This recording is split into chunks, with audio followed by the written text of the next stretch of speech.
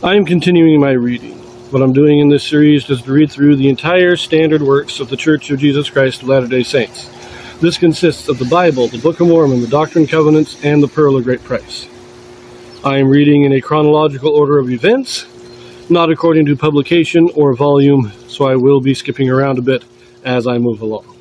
So, in my last readings, I read about some wars between Syria and Israel. Now, in these stories, Elisha is the main player. He defends Israel through revelation and miracles and such. But we're never told the name of the king. But at the end of the story, the king is killed. He is trampled underfoot by the mob that comes out of Samaria. So I simply assumed that this was King Jehoram, the son of Ahab. But now I'm not so sure. So in this one, we're going to continue our reading. This will be picking up first in 2 Kings chapter 8. We will read verses 25 through 29. We will then turn to 2 Chronicles chapter 22. And after I have read this, I will tell you why I am not so sure anymore. I also want to mention that this video does have a Joseph Smith translation in it.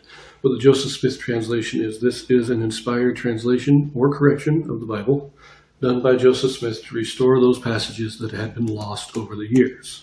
So let us read this first. 2 Kings chapter 8, verse 25. In the 12th year of Joram, the son of Ahab, king of Israel, did Ahaziah, the son of Jehoram, king of Judah, begin to reign. 22 years old was Ahaziah when he began to reign, and he reigned 1 year in Jerusalem. And his mother's name was Athaliah, the daughter of Omri, king of Israel. And he walked in the way of the house of Ahab, and did evil in the sight of the Lord, as did the house of Ahab, for he was the son-in-law of the house of Ahab. And he went with Joram, the son of Ahab, to war against Hazael, king of Syria, in Ramoth-Gilead. And the Syrians wounded Joram, and King Joram went back to be healed in Jezreel of the wounds which the Syrians had given him at Ramah, when he fought against Hazael, king of Syria. And Ahaziah, the son of Jehoram, king of Judah, went down to see Joram, the son of Ahab, in Jezreel, because he was sick. Now, have you caught on to why I don't think it was Joram that was trampled down underfoot? But, just a few things here, of course.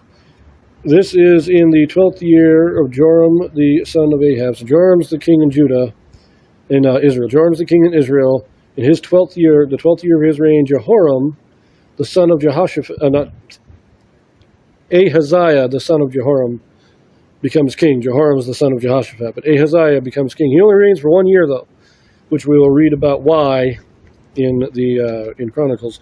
We will also read about that later in chapter 9 of Kings, but right now, he reigns for only 1 year. It says his mother's name was Athaliah, the daughter of Omri. Now remember, Omri is the father of Ahab. But, if you will also recall, Jehoram, the son of Jehoshaphat, he married the daughter of Ahab, not the daughter of Omri. So, if he married the daughter of Omri, then he would be marrying Ahab's sister. But it says he married the daughter. So, exactly what the relationship here, I think it is more likely that she was the daughter of Ahab, and she's called the daughter of Omri because Omri began this dynasty. But let us flip to Chronicles, 2 Chronicles chapter 22, and we'll read the first 9 verses here. This is the chapter heading, of course. Ahaziah reigns in wickedness, is slain by Jehu, and his mother, Athaliah, reigns in his stead. Now we're coming to a very interesting part in Judah. So here we go. And the inhabitants of Jerusalem made Ahaziah, his youngest son, king in his stead. For the band of men that came with the Arabians to the camp had slain all the eldest. So Ahaziah, the son of Jehoram, king of Judah, reigned. 42 years old was Ahaziah when he began to reign, and he reigned 1 year in Jerusalem. His mother's name also was Athaliah, the daughter of Omri. He also walked in the ways of the house of Ahab, for his mother was his counselor to do wickedly. Wherefore he did evil in the sight of the Lord, like the house of Ahab, for they were his counselors after the death of his father to his destruction. So again, This also says that she is the daughter of Omri.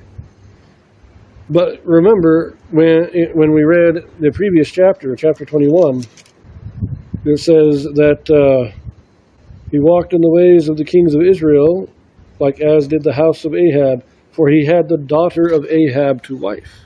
So did he marry the daughter Ahab and the sister of Ahab? Is Athaliah a second wife? Now that's a possibility there. I hadn't thought about that. That he married the aunt and the niece. Considering that these guys were all being wicked, it's not an impossibility.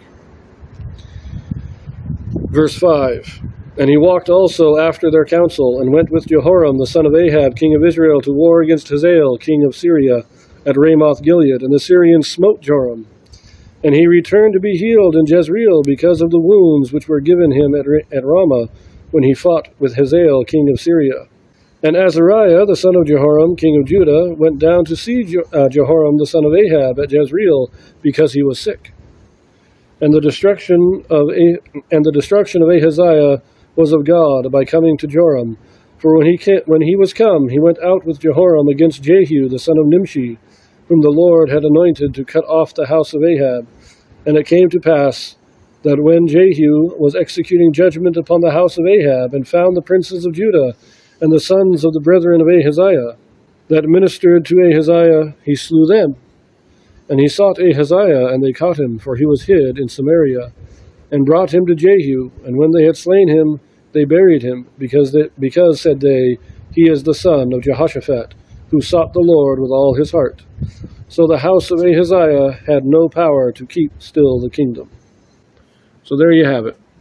So the reason I say that the king in these stories of Elisha is likely not Jehoram is because that king was trampled to death while Ben-Hadad was still king in Syria. But Jehoram fights against Hazael, who was the next king of Syria. And so Jehoram couldn't have been the one to be trampled by the mob. So more than likely, this king, this unnamed king, is a regional ruler. Possibly he's the ruler of the city of Samaria, while Jehoram is the ruler of all Israel. Now, this tells us a little bit about Ahaziah in Judah reigns for a year, and he is killed because he is allying himself with Joram in Israel when Jehu comes and kills the house of Ahab.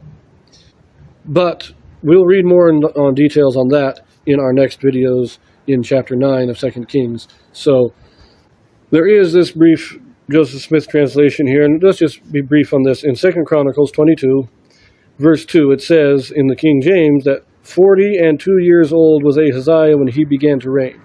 Joseph Smith corrects this, that it now says 22 years old was Ahaziah when he began to reign, which makes a whole lot more sense. When I read 42 years, that made no sense because his father, Jehoram, if he's the youngest son of his father would have had to have lived to be like 80 years old. But given the timeline in other places, his father died like in his 50s. So it's unlikely that he would be 42 and be the youngest son. So Joseph Smith corrects this, gives us a proper timeline, proper age for King Ahaziah. I like the change. It's not important doctrinally, but it does help us a little bit with our timeline. It's all very confusing. Getting the people straight, getting the timeline straight, very difficult in this period. But we'll see you in the next video.